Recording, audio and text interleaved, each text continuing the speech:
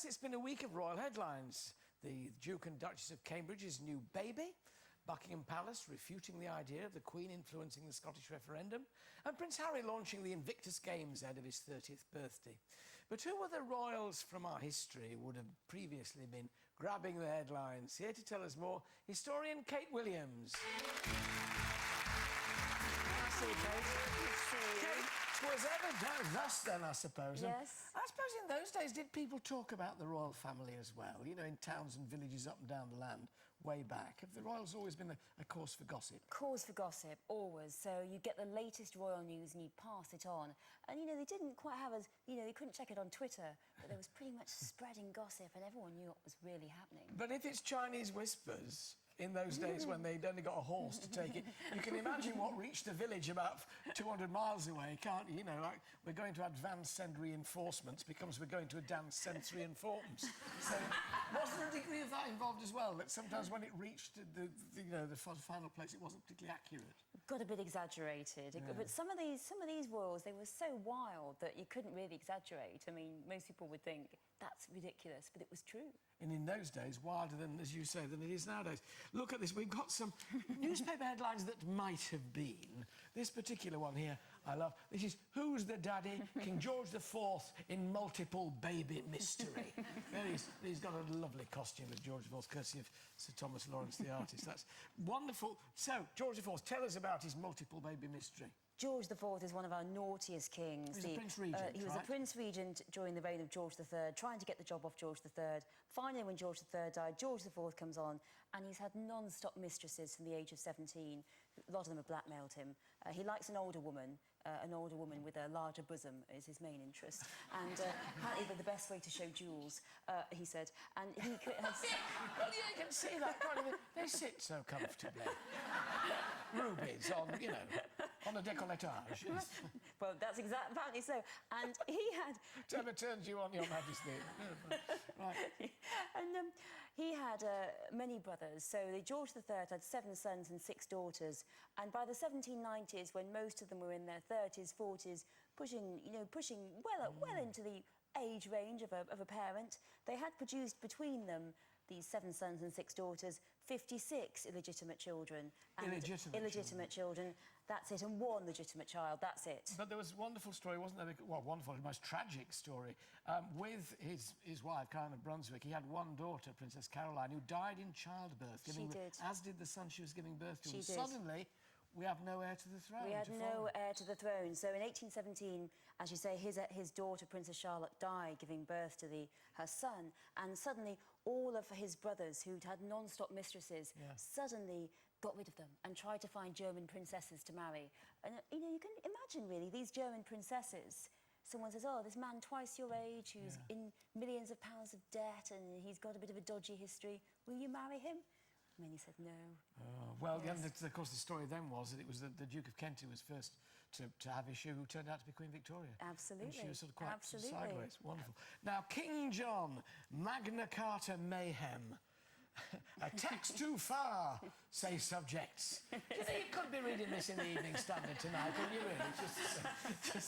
Except for that ring, Cameron, Magna Carta mayhem. Yeah, right. Tax too far. King John is a bit earlier than my sort of interest, which is much more around the Prince Regent. So tell us about King John. We know about Magna Carta. Yes, well, I wanted to find the 13th century naughty king, and this is Robin Hood, bad King John. This is the bad King John who took all the money from the people, so Robin Hood had to go and get it back.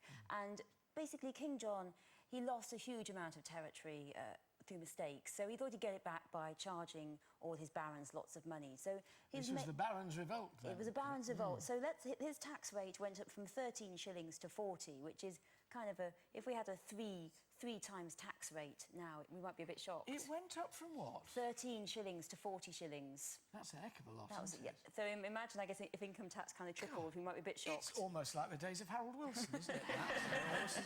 So not a popular man at all. So the barons were so cross, and this is why the Magna Carta came in. So we celebrate the Magna Carta now. It's going to be the 800th anniversary next year in 2015. Because the Magna Carta was what they made him sign. Made him sign. To say... To restrict his powers and say he had to be much more constitutional and much more agreed with the barons, rather than just going, oh, I've run out of money, pay more tax. Interesting that constitutional monarchy started in the 13th century, isn't it? It started an awful long time ago.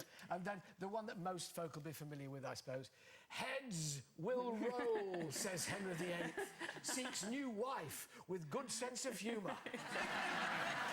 Not inclined to lose her head. Yes, except she did. Sir Henry VIII, was he really as... He's often made out to be a bit of a baddie, Henry VIII. Well, he was desperately looking for love, and he just had a few attempts. Few attempts. Yes, but at least trying. Elizabeth Taylor didn't chop their heads off when she'd had done with them, did No, she? she didn't. No, she didn't. But he liked Jules as much as she did.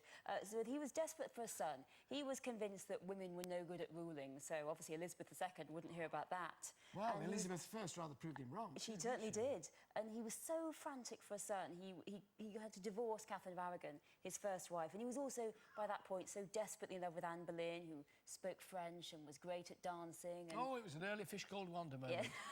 Oh, she speaks French. Say it again, Anne. Yeah, okay. And said no.